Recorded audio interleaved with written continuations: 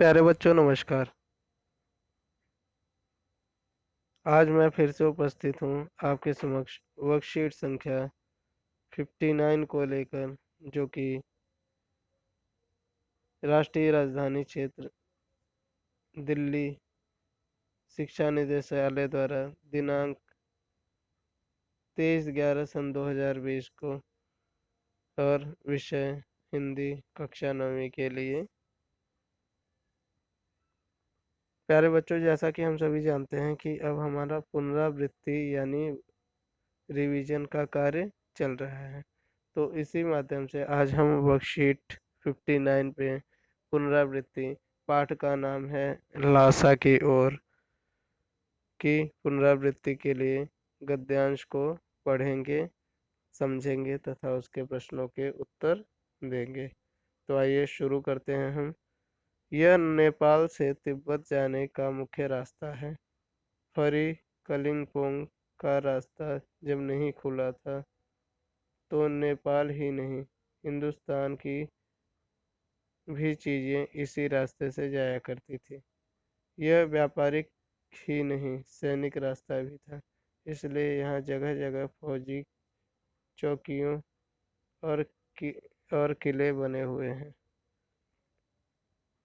जिनमें कभी चीनी पलटन रहा करती थी। आजकल बहुत फौजी मकान गिर चुके हैं। दुर्ग के किसी भाग में जहाँ किसानों ने अपना बसेरा बना लिया है, वहाँ कुछ आबाद दिखाई देता है। ऐसे ही परित्यक्त एक चीनी किला था। परित्यक्त अर्थात छोड़ा हुआ, जिसमें अब कोई नहीं रहता, चीनियों द्वारा त्याग दिया है। हम वहाँ चाय पीने के लिए ठहरे। तिब्बत में यात्रियों के लिए बहुत तकलीफें भी हैं और कुछ आराम की बातें भी।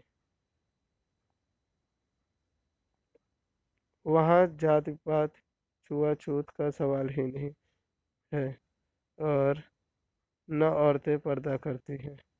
बहुत निम्न श्रेणी के भिखमंगों को लोग चोरी के डर से घर के भीतर नहीं आने देते, नहीं तो आप बिल्कुल घर के भीतर चले जा सकते हैं।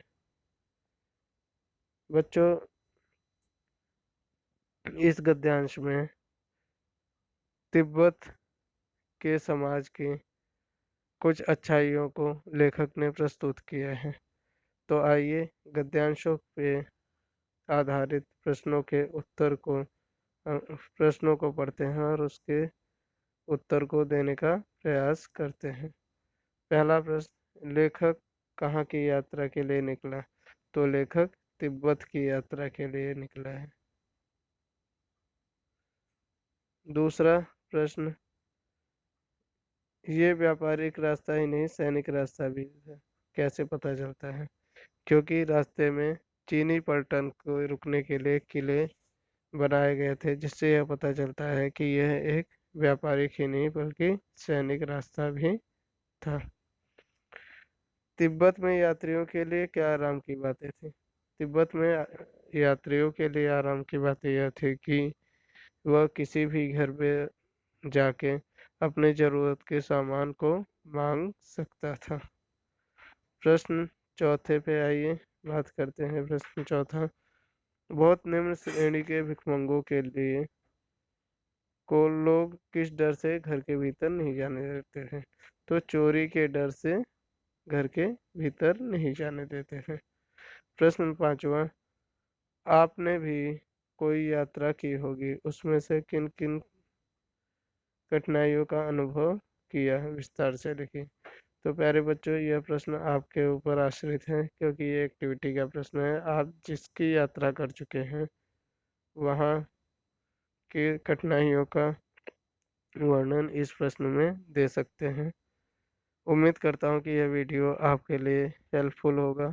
अगले वीडियो में फिर मिलेंगे, तब तक के लिए नमस्कार।